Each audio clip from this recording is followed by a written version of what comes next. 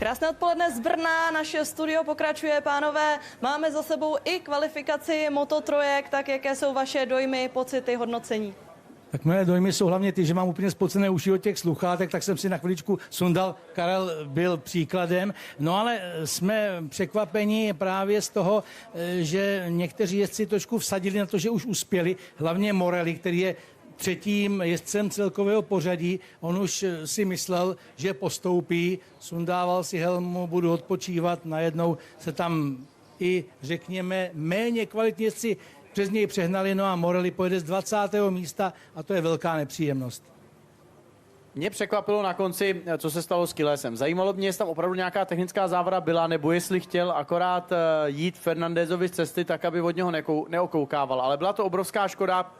Kiles přišel o pole position. První řada to je a body se rozdávají teprve zítra. Takže myslím si, že Kiles s tím musíme počítat na vítězství. No, ale uvidíme. Almanza v každém případě v posledním kole společně s Danišem naprostá pecka. Myslím si, už to málo kdo čekal. Já myslím, že už Václav dokonce prohlásil, že je jasno, že Kiles je tady na pole positionu a já jsem říkal, pozor na to, červená helma v prvním sektoru u dvou jezdců. Přesně tak, Kiles si to taky asi myslel, ale potom tam Almanza to dostal s Danišem a my jsme o tom už ráno dneska mluvili, Nikolo, vzpomínáš si, že Daniš poprvé v Brně a je to těžká trať, těžko se tady hledá na té široké dráze stopa a on přesto je vlastně v první lajně, což je obdivuhodné.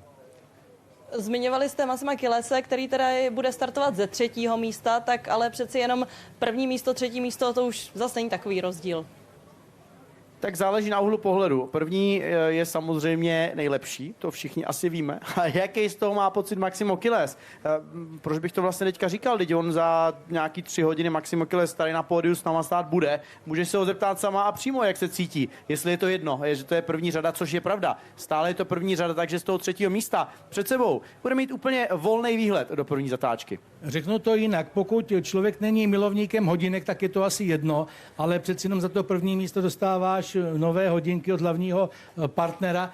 To znamená, že třeba Filip Salač má hodinky rád, tohoto občas trošku mrzelo, když těsně přišel o to prvenství, tak nevíme Kiles, jestli hodinky sbírá nebo ne, ale teď si je může vlastně vřít po 3. Almanza v této sezóně. No a Filip Salač už si je bude moci vybojovat za chvíli. Je to tak a teď si myslím, že je taková ta správná nálada, abychom teď všichni začali povzbuzovat, protože Filip Salač ještě se bude chvilku dívat, ale pak to přijde. Bude se dívat na to, kdo ho doplní ještě z této skupiny. A ukážete nám, jak ho budete povzbuzovat vy tady fanoušci v Brně? Já myslím, že Filipa poženou ty tribuny a budeme držet palce, aby to klaplo. Nejenom samozřejmě ty hodinky, ale hlavně pole position. Kratoučká reklama a za malou chvíli i už kvalifikace Moto2.